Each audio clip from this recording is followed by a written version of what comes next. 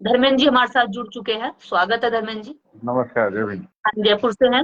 राजनीतिक विशेषज्ञ हैं, सामाजिक कार्यकर्ता हैं। देश के ज्वलंत मुद्दों पर, सामाजिक न्याय के मुद्दों पर अपनी मुखर आवाज रखते हैं। शायद मैं कहूं कि परिस्थितियों को, आने वाली परिस्थितियों को, संकटों को भांपकर पहले ही समाज को चेतावनी और आगाह भी करते रहते हैं। तो मैं आज इस चर्चा को शुरू करने से पहले स्वागत करती हूँ धर्मेंद्र जी का और उन सभी लोगों का अपने विचार अगर रखना चाहें तो हम यहाँ पर ये खुली डिबेट रखेंगे धर्मेंद्र जी। अगर जी, कोई यहाँ नीचे पर ऐसा कमेंट। भी व्यक्ति होगा, है ना, तो कमेंट से भी हम लोगों के विचार ले लेंगे। साथ ही साथ हम जो लोगों के बीच में भ्रम है इस वक्त, तो उस भ्रम को हम और आप जैसे लोग खत्म करें, ये हमारी अपनी सामाजिक जिम्मेदारी भी है और नैतिक जिम्मेदारी भी है। जब हमारा समाज एक झूठ के भ्रम में पूरी तरीके से जकड़ गया है या उसे एक भ्रम जाल में फंसा करके उसको एकता को तोड़ने का प्रयास किया जा रहा है हमारे दुश्मनों के नाते, और हमें लड़वाकर वो हंस रहे हैं, तमाशा देख रहे हैं, तो हमारा समाज अगर किसी के तमाशे में शामिल होकर आपसी एकता को तोड़ता है तो हम और आपकी जिम्मेदारी है कि हम उसको संभाले, उसको रोके, हम उसका नेतृत्व करें, गलतियों को सही तरीके से एक्सप्लेन करें, जो सही है उसको एक्सप्लेन करें, और जिस जिस तरह के भ्रम फैल रहे हैं उन भ्रम का पर्दाफाश करें। तो आज की जो लाइव हमारी चर्चा है वो इसी पर रहेगी कि जैसे अभी धर्मेंद्र जी, जो SC/ST के रिजर्वेशन में सुप्रीम कोर्ट ने वर्गीकरण किया है, इससे समाज पर क्या फायदा होगा, जो SC/ST वर्ग के लोग हैं उनको क्या लाभ मिलेगा और क्या नुकसान होगा, इस पर हम पहली चर्चा शुरू करेंगे। आपको क्या लगता है कि इससे क्या नुकसान होंगे? पहले हम नुकसान पर बात कर लें। देखिए, मैं पूरे आपके मैं प्रश्न समझ गया। देखिए, जो सुप्रीम कोर्ट ने जो ये अपना फैसला पलटा है, जो आपको मालूम है 2004 में खुद सुप्रीम कोर्ट की 5 सदस्यीय जो बेंच थी, संवैधानिक पीठ, उसने ये बोला था कि SC/ST सामाजिक पिछड़ेपन के आधार पर या अछूतता के आधार पर जो बनी गई कैटेगरी है, तो इनमें कोई क्रीमी लेयर नहीं आ सकती है, इनमें वर्गीकरण नहीं हो सकता है। लेकिन जो 1 तारीख को जो फैसला बदला है, ये मेरे लिए तो बड़ा आश्चर्य भरा है कि अचानक सुप्रीम कोर्ट को ऐसी क्या जरूरत पड़ गई कि जो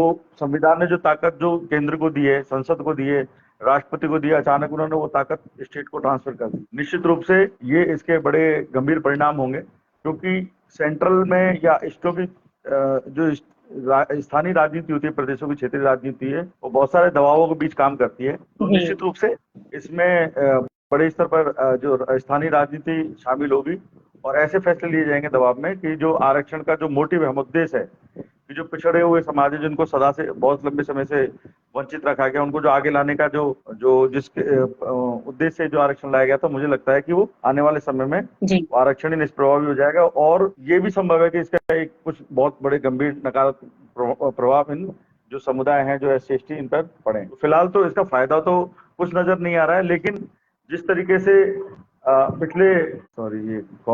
जिस तरीके से पिछले के समय में जो दलित आदिवासियों के बीच में जो उभार नजर आ रहा है, जो नए लोग राजनीति में निकल के आ रहे हैं, और जिस तरीके से पिछले लोकसभा चुनाव हमने देखा कि जो चुनाव लड़ा गया उसमें संविधान, बाबा साहब अम्बेडकर मुखर रहे, मतलब वो मुद्दे मुखर रहे, तो निश्चित रूप से जो इन बड़ी पार्टियों ने, जो खासकर जो मेन स्ट्रीम की पार्टियां, इन्होंने इस चीज को दबाव महसूस किया और उसी जो हमारी जो एक सामूहिक शक्ति है SC/ST की, उसे खंडित करने के लिए, 2 गुटों में बांटकर एक दूसरे से लड़ाने के लिए ये प्रयास किया गया है। इसके कोई फायदे नहीं होंगे। और सबसे बड़ी बात ये असंवैधानिक कृत्य तो है ही, क्योंकि संविधान सभा ने जो जिस मंशा से, अगर संविधान सभा को अगर ये लगता कि ये फैसला स्टेट को दे दिया जाना चाहिए कि कौन सा समाज पिछड़ा है, कौन सा समाज अछूतता के आधार पर शोषित है, अगर ये स्टेट को देने की अगर उनकी मंशा होती तो वो दे चुके होते।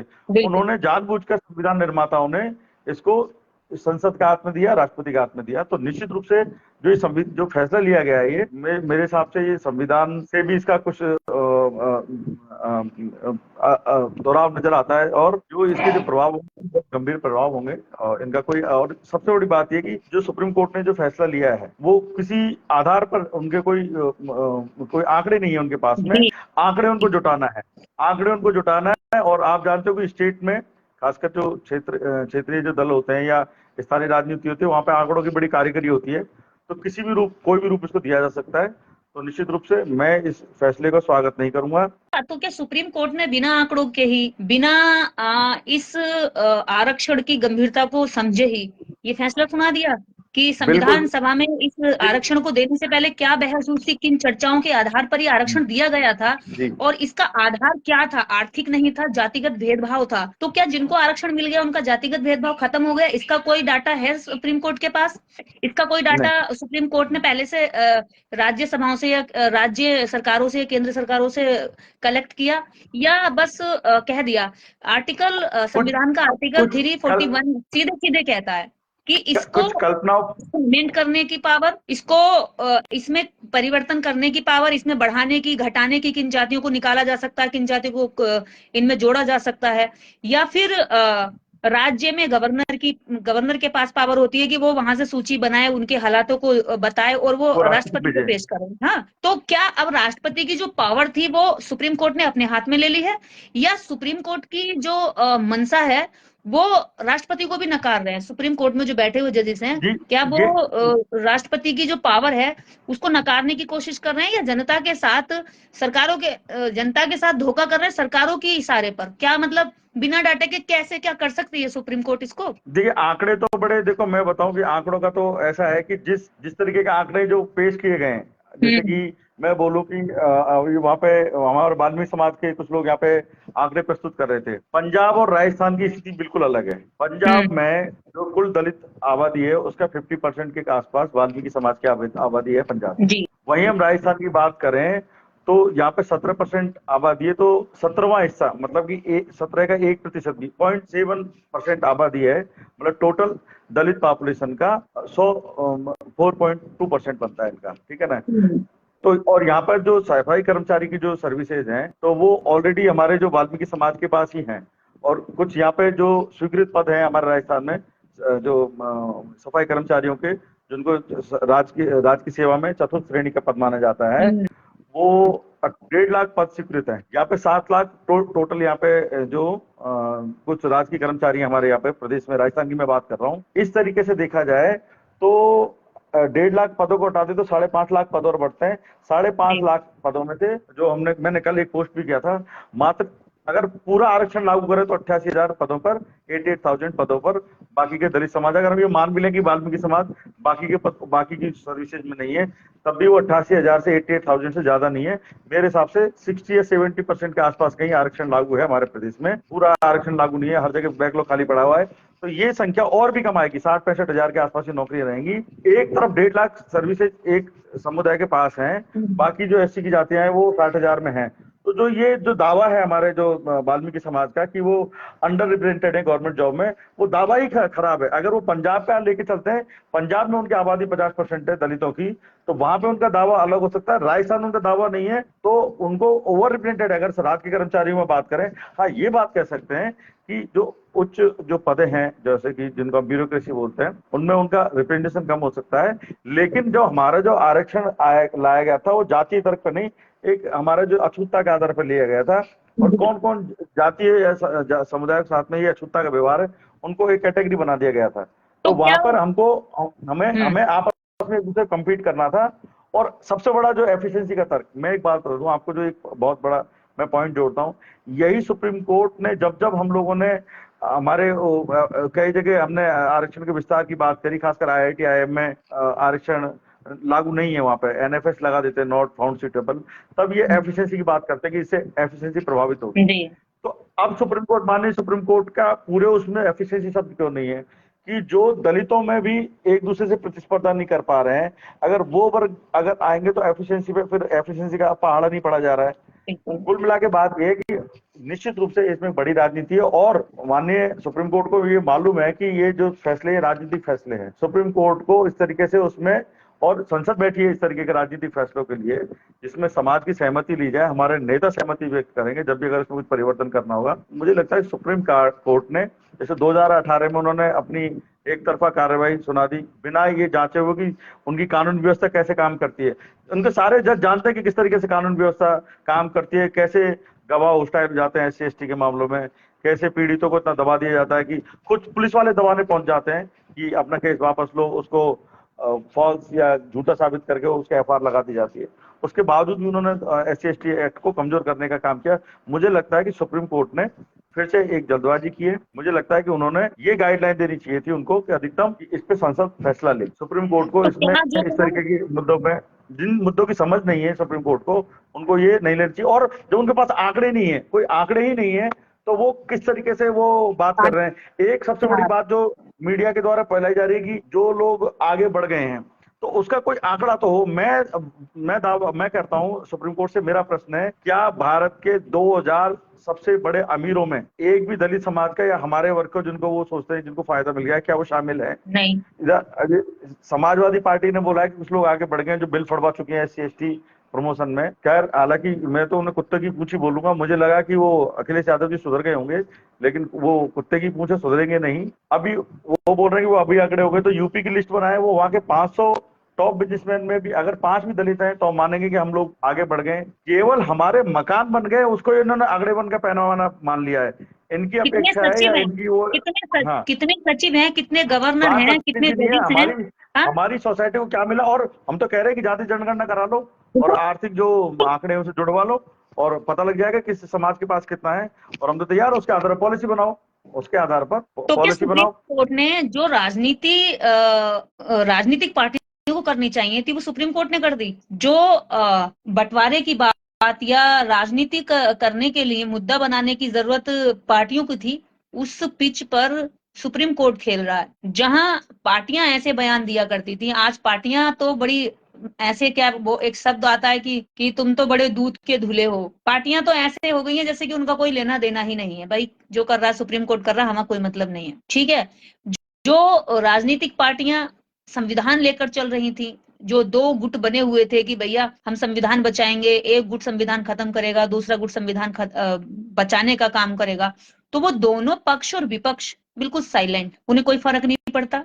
वो भी चाहते हैं अंदर से कि ये समाज टूटे बिखरे। अगर वास्तव में इस समाज की तरक्की प्रगति इसकी चिंता थी सुप्रीम कोर्ट को, अगर पार्टियों को इसकी चिंता थी, तो नोट फाउंड सुटेबल क्यों होता है, इस पर कोर्ट को संज्ञान लेना चाहिए। बैकलॉग क्यों नहीं भरे जाते, इस पर सुप्रीम कोर्ट को संज्ञान लेना चाहिए। तीसरा पॉइंट, कई हजार ऐसे लोग जो SC का सर्टिफिकेट बनाकर, कोई वाल्मीकि बन गया, कोई चमार बन गया, कोई कुछ बन गया, और जनरल के लोगों ने SC का सर्टिफिकेट लगाकर छोटी से लेकर बड़ी नौकरियां तक, इस पर सुप्रीम कोर्ट को संज्ञान लेना चाहिए था कि उनका हक क्यों खा रहे हैं आप। कहां से ये फर्जी सर्टिफिकेट बनते हैं, कौन फर्जी सर्टिफिकेट जारी कर देता है इनके लिए आसानी। जहां SC के बच्चे को, SC के स्टूडेंट को एक सर्टिफिकेट बनाने के लिए 50 चक्कर तहसील के लगाने पड़ते, उसकी चप्पल टूट जाती है, उसके पिता की मजदूरी छूट जाती है। जो वाकई में उसका हकदार होता है उसका सर्टिफिकेट आसानी से नहीं बनता, ये आप भी समझते होंगे। लेकिन जो इसको हड़प कर खाकर डकार भी नहीं लेता, वो आसानी से इसका सर्टिफिकेट बना लेता है और नौकरी करता है। नौकरी करके रिटायर्ड तक हो गए लोग। तो इस पर सुप्रीम कोर्ट को संज्ञान लेना चाहिए था कि ऐसे कैसे हो रहा है, कोर्ट के होते हुए ऐसा कैसे अन्याय हो रहा है। कहां गया न्याय, कहां गई इनकी वो लगन जो SC की उन जातियों को आगे बढ़ाने की बात कर रहे हैं कि SC का हड़प कैसे लिया, किसने ले लिया। तो यहाँ पर आपका कोई काम नहीं है, यहाँ आप कुछ नहीं बोल रहे हैं। यहाँ जहां से वास्तव में उनका भला होना है उस पर आपको कुछ नहीं बोलना, लेकिन आपको ये कहकर लड़वाना है कि कुछ जातियां बाकी जातियों का हिस्सा खा रही। ये भाषा तो माननीय सुप्रीम कोर्ट RSS की थी, आप कैसे RSS की भाषा बोल? माननीय सुप्रीम कोर्ट, ये भाषा तो बीजेपी की थी, आप कैसे बीजेपी की भाषा बोल रहे हैं? क्या आज मान लिया जाए वो समय आ गया है कि न्यायपालिका अब मनुपालिका बन चुकी है? जो मनु सिस्टम की सोच थी वो आज सुप्रीम कोर्ट से जाहिर हो रही। 7 जजों की बेंच SC ST को बिखेरने का काम करती है। ST का उसमें एक जज नहीं होता है, और SC का उसमें एक जज रख लेते हैं दिखाने के लिए, फोटो जैसे बाबा साहेब की तस्वीर इस्तेमाल की जाती है, ऐसे ही एक SC के जज की को आगे रखकर ये दिखाने की कोशिश की जा रही है बार बार कि 7 जजों की बेंच में एक SC भी तो था। यानी कि वो वाली बात के पेड़ को अगर काटना होगा तो कुल्हाड़ी यानी लोहा अकेला नहीं काट सकता, उसमें लकड़ी का बेटा, लकड़ी का हत्था लगाना पड़ता है। तो इनको काटने के लिए एक लकड़ी का हत्था, पेड़ को काटने के लिए लकड़ी का हत्था लगा दिया गया, जिसको BR गवई जस्टिस का नाम दे दिया गया। यानी कि जो इस देश में बहुजनों की, दलितों की, आदिवासियों की एकता को तोड़ने का काम करेगा, वो दलित सवर्ण क्लास के सर माथे सम्मानित हो जाएगा। और जो दलित इन दलितों की वास्तव में लड़ाई लड़ेगा, ईमानदारी से इनके साथ खड़ा होगा, इनके हक हकूक की चोरी पकड़कर सामने लाएगा, वो इनकी नफरत का शिकार हो जाए। आज यही हुआ, समाज को एक किनारे रख दिया, सवर्णों को खुश करने के लिए या दबाव में आकर या किसी लालच में आकर, नहीं जानते हम कि क्या कारण रहा होगा, एक एससी का जज उनके इस फैसले में शामिल हो जाते। खैर, ये बात एक अलग तरफ रही, लेकिन दूसरी तरफ जो बात फैलाई जा रही है, जो झूठ फैलाया जा रहा है कि जाट अब सबका हिस्सा खा गए, और उसमें टारगेट किया जा रहा है एक विशेष जाति को, वाल्मीकि जाति। ये आरएसएस का फैलाया हुआ ऐसा भ्रम है, जो सामाजिक समझ कम है उन लोगों ने ये बात पकड़ ली। ना वो जजमेंट को पढ़े हैं, ना वो सामाजिक लड़ाई को समझते हैं, ना वो ब्राह्मणवादी व्यवस्था के जाल को पहचान, ना उसकी बारीकियों को समझ पाते। ये बात पकड़ ली, लगे हाथों ले ली, क्योंकि उन्हें उनकी जाति का नाम सामने आ रहा था। ऐसा नहीं है कि समझ वाल्मीकि समाज, कुछ चंद लोग, मैं पूरे वाल्मीकि समाज भाइयों को बिल्कुल भी ब्लेम नहीं कर सकती, क्योंकि यहाँ सब लोग नहीं है। कुछ ऐसे लोग जो नाम के आगे पीछे वाल्मीकि या भंगी लगा रहे, कुछ ऐसे लोग जाटवों के मंच पर जाटवों के हाथों से माला पहनकर सम्मानित हो चुके हैं, कुछ ऐसे लोग जो बहरूपिये की तरह लोगों के बीच में तो रहे कि हम अम्बेडकर मिशन चला रहे हैं, लेकिन अंदर से वो जातिवाद की आग में बिल्कुल सवर्णों की तरह जलते फूकते रहे। 4 लोगों की वजह से हम पूरे समाज को बदनाम नहीं कर सकते, ऐसे 2-4 लोगों की वजह से हम अपना भाईचारा नहीं तोड़ सकते, उन लोगों से भी नफरत नहीं कर सकते। हो सकता है कि अभी उन्होंने सही से ना समझा हो, लेकिन क्या फर्क पड़ता है, चाहे ना समझ में ही कर रहे हो, लेकिन कर तो गलती रहे हो ना। अगर आपको लेना ही था तो आप ईडब्ल्यूएस कोटे में लेते ना, जहां पे सारी मलाई है। आप मठे में, जहां से मक्खन निकल कर जा चुका है, उस मठे में हाथ डाल रहे हैं कि कुछ मिलेगा कुछ मिलेगा। भाई यहाँ रखा ही क्या है, सारे गवर्नमेंट सेक्टर रिजर्वेशन खत्म कर दिया गया है। एक जब आप देखिए प्राइवेट सेक्टर में रिजर्वेशन है नहीं, और प्राइवेट सेक्टर को सरकारी विभाग दिए जा रहे हैं, तो वहां आरक्षण लागू नहीं होता, तो आरक्षण तो खत्म। अरे जिस जगह पे आप ऑलरेडी थे, जिन लिस्टों में आप ऑलरेडी शामिल थे, वहां से ही आप झगड़ा कर रहे हैं, और जहां आपकी कोई हैसियत नहीं थी, जहां आपको जाना चाहिए था, जहां हमें सबको मिलकर लड़ना चाहिए था, वहां आप लड़ाई नहीं लड़े। इससे वो हंस रहे हैं कि देखिए कमजोर दिमाग के लोग, कमजोर विचार के लोग कमजोर लड़ाई लड़ रहे। धर्मेंद्र जी फिर से जुड़ गए, मैं उनको जोड़ लेती हूँ। धर्मेंद्र जी रिक्वेस्ट भेजिए, रिक्वेस्ट सेंड कीजिए। चलिए अभी हो नहीं पा रहा है, अभी आते हैं धर्मेंद्र जी, तो फिर से उनको ज्वाइन करेंगे। जुड़ पा रहे हैं, अभी वेट करेंगे, दोबारा से जोड़ने की कोशिश करेंगे। तो जहां सब कुछ है, ये बिल्कुल ऐसे है, आप समझिए, बिल्कुल साधारण तरीके से समझाऊं। एक वर्ग है जिसको हम SC ST कहते हैं। जैसे मान लीजिए एक परिवार में 4 लोग हैं, एक जागरूक है, एक समझता है, एक समस्याओं को पहचानता है, और बाकी भाइयों को एक भाई प्रोटेक्ट करता है मुसीबतों से, समस्याओं से, आने वाली गंभीर चुनौतियों से। वो लड़ रहा है बाहर जो हिस्सा छीना गया, कि भाई हमारा हिस्सा क्यों छीना, मेरे बाकी 3 भाइयों का हिस्सा क्यों नहीं दे रहे, और मेरा भी हिस्सा क्यों नहीं दे रहे। एक भाई ऐसे लड़ रहा। अब बाकी 3 भाइयों को पीछे बैठकर, उसके साथ बैठकर क्या करना चाहिए ना, कि हमारा भाई लड़ रहा है, जहां हिस्सा है वहां से लाने की प्रयास कर रहा है, हमें भी दे रहा है, खुद भी ले रहा है, हमें लाकर देने की बात कर रहा है, छीनने की बात कर रहा है, और स्ट्रॉन्ग कर रहा है। तो ऐसी स्थिति में हम क्या करेंगे, बाकी 3 बचे हुए जो लड़ रहा है, हम उसके साथ खड़े हो जाएं। लेकिन यहाँ क्या हो रहा है, जो लड़ रहा है, पीछे खड़ी जातियों से कहा गया, पीछे खड़े हुए भाइयों से, कि अरे ये जो लड़ रहा है ना, इसकी जेब में तुम्हारा रुपया पड़ा है। अब पीछे खड़ा हुआ जो लड़ रहा है, जहां पे लाखों करोड़ों है, वो लेकर के अपने आप को, अपने भाइयों को मजबूत बनाने की मुहिम चला रहा है। वहां से लड़ाई हटकर कहां पहुंच गई, जो लड़ रहा है उसकी जेब में टटोलने लगे कि तेरी जेब में अठन्नी पड़ी है, इसे निकाल पहले। अरे भाइयों, जहां सब कुछ है, इस देश का मंदिर में कहीं वाल्मीकि आज तक नहीं बनाया गया। लड़ाई वहां लड़नी, नॉट फाउंड सुटेबल करके लाखों नौकरियां आज भी देश में खाली पड़ी हैं, इसको भर्ती करने की लड़ाई लड़नी। मैं तो कहती हूँ जितनी बैकलॉग पड़ी है, जितनी नॉट फाउंड सुटेबल कर रखी है नौकरियां, इन सब में वाल्मीकि भाइयों को दे दो। एक रत्ती भर हम विरोध नहीं करेंगे, सपोर्ट करेंगे। अगर ऐसा होता है तो हर वाल्मीकि के घर में एक एक नौकरी होगी। क्या तैयार है देने के लिए?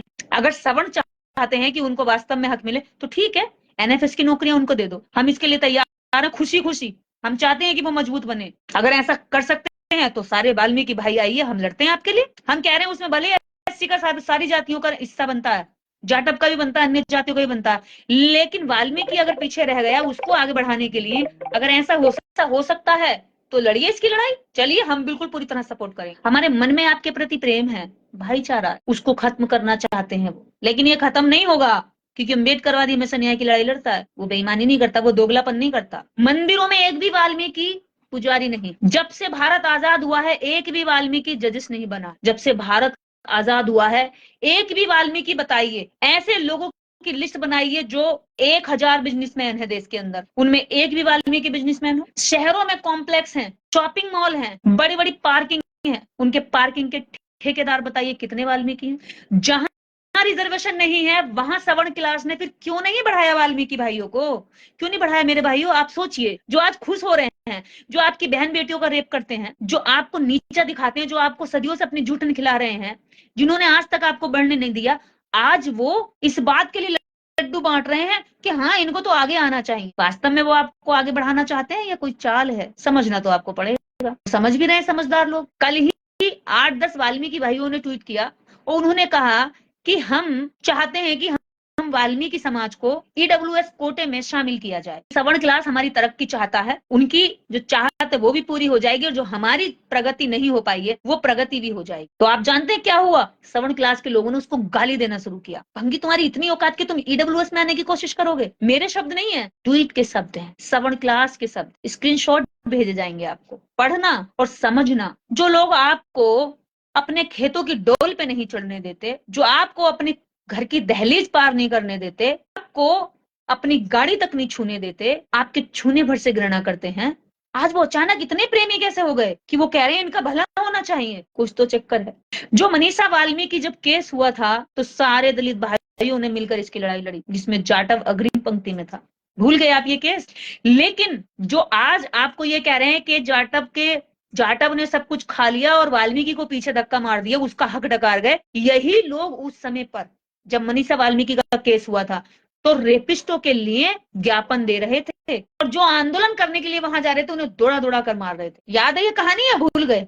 ऐसे ही एक वाल्मीकि बेटी के साथ शमशान घाट में मारकर उसे जिंदा दफना दिया था, पीटा था, रेप किया था। 12 साल की बच्ची थी, मैं खुद गई थी वहां दिल्ली, वाल्मीकि बस्ती की बच्ची थी। वाल्मीकि भाई तो उसको समझौते के लिए तैयार हो चुके थे। हम गए, हमने उनसे कहा न्याय की मांग करो, पुलिस के पास गए, एफआईआर तक दर्ज नहीं कर रहे थे, एफआईआर दर्ज कराई, मैं खुद उसमें शामिल थी। क्या तब कोई सवर्ण अगड़ी जाति का आदमी आया कि उस बच्ची के साथ क्या हुआ है? नहीं आया ना। उल्टा ये उन्होंने आरोप लगाया कि अरे इनका तो ये धंधा है, लड़कियों को उल्टा सीधा काम करवाते हैं और फंसा करके लोगों से पैसा लूटने का काम करते हैं। सोचो ना कि तुम्हें अपनी जूती की नोक पर रखने वाले लोग अचानक तुम्हारी प्रगति और उन्नति के लिए लड्डू कैसे बांट रहे? वो लड्डू नहीं बांट रहे, वो आपस में बांटने का जहर बांट रहे, एकता तोड़ने का जहर बांट रहे हैं, स्लो पॉइजन दे रहे हैं। चाहते हैं कि जाटव अलग हो जाए क्योंकि ये क्रांति करने लग जाता है, ये हंगामा शुरू कर देता है, कोई पिटता है, कोई मरता छिटता है, कहीं भी कुटता तो तुरंत वीडियो डालता है, फोटो डालता है, शोर मचाता है, लिखता है, आवाज उठाता है, एकजुट हो जाता है, एक आदमी बोलता है तो हजारों लोग हाउ हाउ शोर मचाने लग जाते हैं। और ये जो हम इनको अब खुलकर मार भी नहीं पा रहे, पीट भी नहीं पा रहे, शोषण भी नहीं कर पा रहे, बताइए सदियों से हम करते आए और अब ये हमें इसका आनंद भी नहीं उठाने देते, नहीं उठा पाते। क्योंकि जो कम्युनिटी, जो जातियां अंबेडकर राइट मूवमेंट को समझी, उन जातियों ने अपने मन से ये भाव मिटा दिया कि वो क्या है और अन्याय जिसके साथ हो रहा है वो कौन है। बस वो ये देखता है कि हाँ गलत है। वाल्मीकि तो छोड़िए, खुद ब्राह्मण की लड़कियों के साथ होता है, खुद ठाकुर किसी भी वर्ग विशेष की लड़की के साथ हो, बच्चियों के साथ हो, कहीं भी गलत हो, अत्याचार हो, अंबेडकर राइट लोग आगे आकर उसकी आवाज उठाते बिना जाति भेदभाव के। उन्हें हर बार टारगेट किया जाता है। तो क्या मुझे ये बताइए आप, जो आज परातों में भरकर लड्डू बांट रहे हैं ये कहने से कि भैया जाटवों से इनकी जो तरक्की देखी ना जा रही, जाटवों का जो चेहरा है वो बेनकाब हो गया। जाटव तो इनका हिस्सा डकार गए। कैसे डकार गए भैया? SC/ST की जो वैकेंसी निकलती है वो पूरे SC कम्युनिटी के लिए निकलती है और ST की निकलती है तो वो सिर्फ मीणाओं के लिए नहीं निकलती, सारे ST के लिए निकलती है।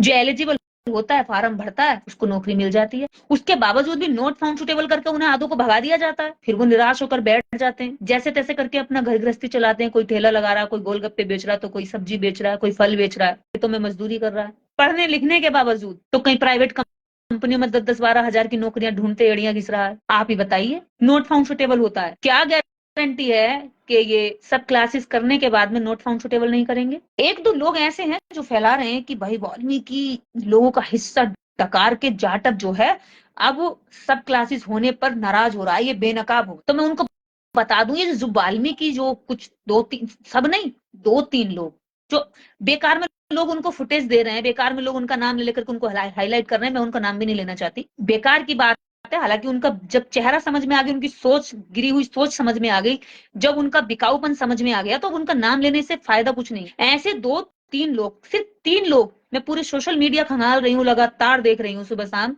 मात्र 2 से 3 ऐसे लोग हैं जो इस बात का हंगामा मचा रहे हैं कि जाटव वाल्मीकि का हिस्सा खा गए, और इस नफरत को बड़ी तेजी से बुलंद कर, यानी जो आरएसएस को करना चाहिए वो ये 2-3 लोग कर रहे हैं। अब इनसे पूछिए कि भाई आपने अपने वाल्मीकि समाज में जाकर कितना शिक्षा के लिए आंदोलन चलाया। वही नेता लोग हैं, खुद तो पढ़ के अपने बच्चों की शादियां अलग अलग जातियों में कर रहे, ठीक है, अग्रवालों में कर रहे हैं। खुद वाल्मीकि समाज के लड़कों को अपनी लड़की नहीं दे रहे, अपनी लड़कियां अग्रवालों को दे दी इन्होंने। नाम लूंगी तो बदनाम हो जाएंगे बेकार में, इसलिए ऐसा करना ठीक नहीं लगता, क्योंकि है तो मेरे भाई, मतभेद हो सकते हैं, मनभेद हमारे हो नहीं सकते कभी। उन्होंने वाल्मीकि समाज के लड़कों को नकार दिया कि कोई पढ़ा लिखा मिलता ही नहीं वाल्मीकि समाज में। मैं वाल्मीकि होते हुए मैंने अपनी बेटी अग्रवालों में शादी करी है। क्यों करी भाई? तुमने अपने समाज को, जब अपने बच्चों को शिक्षित कर रहे थे, तुमने अपने समाज को शिक्षा का मूल मंत्र क्यों नहीं बताया?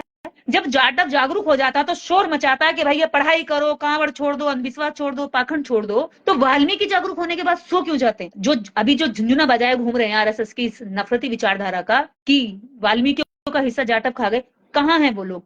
जवाब दो। क्यों आपने शिक्षा की मुहिम नहीं चलाई? क्यों आपने लोगों में जाकर नहीं कहा कि कूड़ा छोड़ दो, झाड़ू छोड़ दो, कलम उठा लो, किताब उठा लो? तुम तो उनके साथ वाल्मीकि शोभा यात्राओं में नाच रहे हैं। चाहिए कि वाल्मीकि तुम्हारा भगवान नहीं, तुम्हारा भगवान अम्बेडकर है, दीना भाना है, माता दीना भंगी है। एक का नाम नहीं बताओगे तुम, क्योंकि तुम्हें तो लगता है तुमने किताबें पढ़ ली, तुम जागरूक हो गए, कुछ ना कुछ मजा लेंगे, लूटेंगे, फायदा लेंगे, और वो फायदा तुमने अब जाति की नफरत फैलाने के लिए लेना शुरू कर। पर सुनो, 2-4 लोगों के फैलाने से नफरत फैलती नहीं है। हम जैसे लोग भी बैठे हुए हैं काउंटर करने के लिए। ये मत सोचना कि वो समय है कि भाई बेटा लगाया और कुल्हाड़ी से अब हमारी एकता काट दी जाएगी, वो नहीं होने देंगे हम। जब आपको लगता है आज भी जागरूकता की जो मुहिम है, जो दर्द है, जो चेतावनियां हैं, जो चुनौतियां हैं, जो संघर्ष है, जो लोगों की गालियां हैं, जो उस पथ पर चलने वाले कांटे हैं, उन सबको बर्दाश्त करने की क्षमता पैदा करो ना। स्कूल तुम्हारे पास होगा, तुम पढ़ने नहीं जाओगे। मैं तो जाटवों को भी लानतें भेजती हूँ, जो लोग पढ़ने नहीं जाते, ताश खेलते हैं जगह जगह बैठकर, उनके बच्चों को नौकरी मिल गई क्या? मेरे गांव में लगभग 1000 वोटर हैं जाटव के, परिवार है वाल्मीकि के, और 5 परिवार हैं सैनियों के, और बाकी अलग बेल्ट है मुसलमानों की। मेरे गांव में एक या दो लोग केवल सरकारी नौकरी पर है, बाकी सारे जाटव और वाल्मीकि।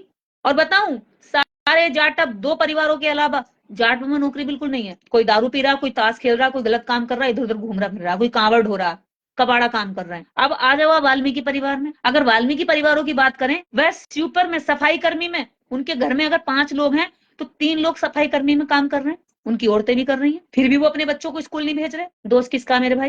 नौकरी कैसे मिलेगी? पहली कड़ी तो स्कूल है ना, पहला कदम तो स्कूल है ना। जब हम स्कूल जाएंगे तभी ना। तो ऐसे जाटव नालायक हैं जो घरों में पड़े हैं, अपने बच्चों को नौकरी नहीं भेज रहे, दारू पी रहे हैं, औरतों को पीट रहे हैं। ऐसे नालायक जाटवों को नौकरी नहीं मिल रही, और मैं उनको लानतें भेजती हूँ।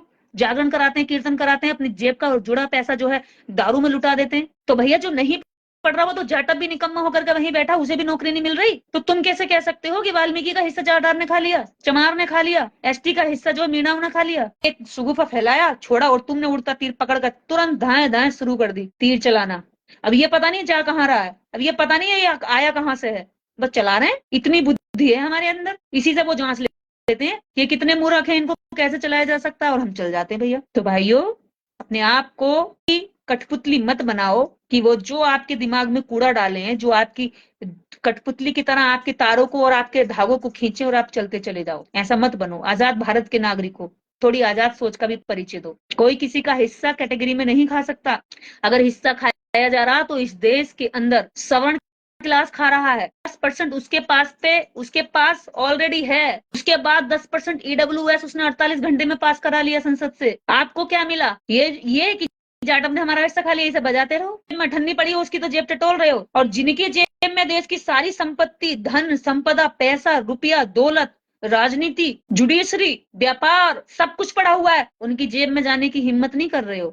उसी हिम्मत को हम जुटा रहे थे, उसी हिम्मत को हम बढ़ा रहे थे, ताकत कर रहे थे, तो तुम अब लड़ने इसर लगे। कमाल की बात है भाई। अठन्नी से तुम्हारा भला होगा, या जहां करोड़ों पड़ा धन है उस पर तुम्हारा भला होगा? लेने से क्या मिलेगा तुम्हें? खुद अभी समाज न पढ़ा है सही से, न लिखा है। जिस जाटवों से नफरत कर रहे हो, एक एक गांव में जाओगे ना, जहां जाटवों की संख्या आप देखोगे, अगर 1000 वोट है ना किसी गांव में, तो 800 लोग जाटव निकलते हैं, 900 लोग जाटव निकलते हैं, और इक्का दुक्का कोई एक परिवार में नौकरी पे होगा, बाकी सारे गांव में पड़े हुए मजदूरी कर रहे हैं, खेतों में बेगारी कर रहे हैं, दारू पी रहे हैं, औरतों को पीट रहे हैं, उनके बच्चे बेचारे पढ़ने लायक हैं, उनकी स्कूलों की फीस नहीं भरी जा रही है।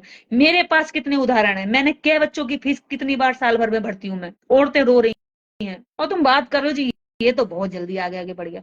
हाँ, आप ये कह सकते हो कि कोई जो अधिकारी किसी भी समाज से नौकरी में गया, उसने गरीब समाज के साथ भेदभाव किया, उसने उनके साथ देख रेख नहीं करी, ये आप कह सकते हो। उसको आप व्यक्तिगत रूप से उन लोगों की लिस्ट बनाई जा सकती है, उनको समाज में काउंटर किया जा सकता है, उनसे सवाल लिए जा सकते हैं कि जब तुम आरक्षण की बदौलत गए तो तुमने समाज के उद्धार के लिए क्या करा। उनके लिए मैं तैयार हूं, उनके लिए आपका साथ दूंगी कि जिन लोगों ने सरकारी नौकरियां ली आरक्षण के दम पर, उन्होंने समाज की जिम्मेदारियां नहीं निभाई। कुछ लोग ये भी कह रहे हैं कि जो लोग आरक्षण से नौकरियां लेके आगे चले गए, वो खुद वाल्मीकि और भंगी लोगों के साथ में और जो मातंग हैं, जो और छोटी छोटी जातियां, उनके साथ में भेदभाव करते हैं। तो भाई मैं ये बता दूं, इस देश के अंदर गरीब आदमी अमीर होता है ना, जब अमीर होके चला जाता है तो वो अपने सगे भाइयों तक से रिश्ता तोड़ लेता है। हालांकि ऐसा सब नहीं करते, कुछ लोग करते हैं, अपने सगे भाइयों से संबंध तोड़ देता है। तो मेरे भाइयों, आप उन लोगों से उम्मीद रखते हो कि वो पूरे समाज की जिम्मेदारी निभाएंगे? तो ऐसे चंद लोगों की वजह से आप पूरी कम्युनिटी को टारगेट नहीं कर सकते। जैसे कि अभी कुछ चंद वाल्मीकि लोग ये नफरत फैला रहे हैं कि जाटव सारा हिस्सा खा रहे हैं, ऐसे चंद लोगों की वजह से मैं पूरी पूरी वाल्मीकि भाइयों से मैं नफरत नहीं कर सकती। ये मुझसे नहीं होगा, वो करना होगा। वो गलत है, नौकरियां पाई, अमीर हुए, पैसे वाले हुए और वो चले गए, लौटकर समाज की ओर नहीं देखा, वो अपनी जिम्मेदारियों से भागे। पर यह भी सच है कि भले ही वो नौकरियों में चले गए, पर जातिवाद उनके साथ खत्म नहीं हुआ। जब वो अपनी टेबल पे, अपनी कुर्सी पर जाकर बैठते हैं, उससे पहले उनकी टेबल पर उनकी जाति चली जाती है, और लोगों की मेंटेलिटी उस अधिकारी के जाने से पहले सेट हो जाती है कि किस तरह का व्यवहार इससे करना है, कैसा अधिकारी है, कैसा काम लेना है। तो ये जो नफरत, ये जो द्वेष भावना की जो पटकथा पार्टियों ने लिखी है, इस पटकथा पे अपने किरदार मत निभाओ। बाबा साहब डॉक्टर अम्बेडकर की कही हुई अगर बातों को हम समझें, पढ़ें, तो शायद इस नफरत से उबर सकते हैं। हालांकि चंद लोगों के कहने से हम बटेंगे नहीं। अब लोग इसको आंदोलन का रूप देने जा, कल से लेकर आज तक ट्विटर पर एक ट्रेंड फर्स्ट रैंक पर था, फर्स्ट नंबर पर एक ट्विटर पर ट्रेंड चल रहा था, जिसका जो ट्रेंड की लाइन थी, टाइटल था, वो था 21 अगस्त भारत बंद। समाज ने ये कॉल दी, और इस कॉल को लेकर देश के अंदर लाखों ट्वीट 24 घंटे के अंदर लोगों ने कर दी। और इसके साथ साथ जिन जजों ने इस पर फैसला दिया, उल्टा उन्हीं जजों की जो कुर्सियां थी, अब वो खतरे में दिखाई दे रही, क्योंकि जिस कॉलेजिज्म के बारे में आम जनता नहीं जानती थी, उस कॉलेजिज्म के बारे में लोगों ने जाना और पूछा कि तुम पीढ़ी दर पीढ़ी जज बनते आ रहे हो, और तुम पीढ़ी दर पीढ़ी आरक्षण का कैसे संज्ञान लेकर के उस पर फैसला सुना सकते हो? बात है, ये तो वही बात हो गई कि मैं गुड़ खाऊंगा और तुम जो है नमक खाओ, मैं कहूंगा मीठा मीठा और तुम भी कहना मीठा मीठा, तो मीठा मीठा, नमक आएगा तो आप थू। ये क्या बात हुई भाई? यानी तुम खाओगे तो मीठा मीठा, देश की वंचित शोषित जातियों को मिलेगा तो कड़वा कड़वा। जज का बेटा जज बन रहा है, इस पर क्रीमी लेयर नहीं ला रहे। मिस्टर चंद्रचूड़ खुद उनके पिताजी सीजीआई कर्म पर वो भी बन गए, बेटा बन गया। तो ये कब खत्म होगा भाई साहब? पहले तो यही खत्म होना चाहिए। और उसके ऊपर से इस देश के अंदर वो लोग वाल्मीकि और सब क्लास रिजर्वेशन की बात कर रहे हैं, जिन्होंने कभी रिजर्वेशन को अच्छा नहीं माना, जो लोग कहते थे रिजर्वेशन खत्म हो जाना चाहिए जी, रिजर्वेशन से देश पे कलंक लगता है, रिजर्वेशन एकता तोड़ता है, रिजर्वेशन क्यों दिया जाता है, रिजर्वेशन तो गधों को घोड़ों की रेस में दौड़ाने वाला एक षड्यंत्र है, रिजर्वेशन से 40 नंबर वाला नौकरी पा लेता, 80 नंबर वाला कुछ नहीं पाता। जो लोग रिजर्वेशन खत्म करने की मांग कर रहे थे, अब वो लोग रिजर्वेशन में सब कैटेगराइज की मांग पर लड्डू बांट रहे हैं। सोचिए जरा, 2 दिन पहले रिजर्वेशन खत्म करने की डिमांड कर रहे थे, अब वो रिजर्वेशन खत्म करने की डिमांड नहीं कर रहे, बल्कि रिजर्वेशन में जो वर्गीकरण हुआ उस वर्गीकरण का समर्थन कर रहे हैं, और साथ मुंह मीठा कराने के लिए मिठाइयां दे रहे हैं। तो सोचो कि इसमें फायदा किसका है? एक बात याद रखना, जब जब ब्राह्मणवाद और मनुवाद सोच का सवर्ण वर्ग, समझ लेना तुम्हारी बर्बादी का तमाशा देख रहा है, या वो तुम्हारी बर्बादी की पटकथा लिख चुका है, और तुम उन पटकथाओं के किरदार निभाने के लिए और वो तमाशा देखकर तालियां बजा रहा। ना तुम्हें मिलेगा, ना तुम्हारे भाइयों को मिलेगा। इस लड़ाई में, बंदरों की लड़ाई में, बिल्ली मौका मारे। बिल्ली ने कहा खरगोशों से कि हम सारे खरगोशों में ईमानदारी से बंटवारा करेंगे। सारे खरगोश खुश हो गए कि बिल्ली हमें बंटवारा करेगी, अलग अलग कर दिया, और फिर एक एक करके सबको खा गई। ऐसी ही लड़ाई अब चलाने की साजिश चल रही, लेकिन ये सफल नहीं होगी। 21 अगस्त भारत बंद का आंदोलन इस देश के अंदर तेज होगा। जैसे 2 अप्रैल 2018 का आंदोलन हुआ था, जनता ने स्वतः ही उस आंदोलन को चुना और स्वतः उसे सफल किया। आज वैसा ही 21 अगस्त को होने जा रहा है। आप और हम सब इतना मजबूती से ट्रेंड करेंगे कि मनुवादी सोच की चूल्हे हिल जाएंगे। वो भी सोचेंगे कि इनको कहां तक हराओ, कहां तक थकाओ, ये लोग तो मानते ही नहीं है, अड़ियल है, जिद्दी है, सही के लिए खड़े रहते हैं। ये बात, ये सोच हमें साबित करके दिखानी। वाल्मीकि भाइयों से कहना चाहूंगी, हम साथ थे, साथ हैं और साथ रहेंगे। ये नफरत, हमारी मोहब्बत पर कुछ लोग हो सकता है बहरूपिये बनकर नाम की आगे भंगी या वाल्मीकि लिखकर गुमराह करने का प्रयास करें। उनको इग्नोर करें, उन पे ध्यान न दें। उन पे ध्यान देकर अपने दिमाग को मिसगाइड न करें। बैठकर ठंडे दिमाग से सोचें और विचार करें कि इससे हमें मिलेगा। अगर फायदा होता है तो हम पूरी तरह समर्थन करें। चर्चा के लिए हम किसी अन्य साथी को इनवाइट करेंगे और कल फिर से कोशिश करेंगे कि हम चर्चा करें। आज हमारे साथ में जुड़े थे राजस्थान जयपुर से धर्मेंद्र कुमार। कल मैं चाहती हूँ कि कोई वाल्मीकि साथी, वाल्मीकि भाई इस चर्चा में शामिल, ताकि जो नफरत फैल रही है उस फैली हुई नफरत में मोहब्बत की एक दीप जलाने का कल काम करें। तो मैं आज यहाँ से इनवाइट करती हूँ, मुझे जितने भी वाल्मीकि भाई सुन रहे हैं, कल की लाइव डिबेट के लिए आप स्वागत है। आइए हम सब चर्चा करेंगे। मतभेद कोई हमारे बीच में फैला सकता है, लेकिन मनभेद हम कभी ना रखें। हमारा दुश्मन एक है, हमारा दर्द एक, तो हमारी लड़ाई भी है। इसलिए हम अपने दुश्मन के फैलाए जाल में फंसकर एक एक करके मरने से बेहतर है कि हाथ पकड़कर सीधे दुश्मन से लड़े। इसी के साथ जय भीम, जय भारत। आप सब अपना ध्यान रखें। सबका मंगल।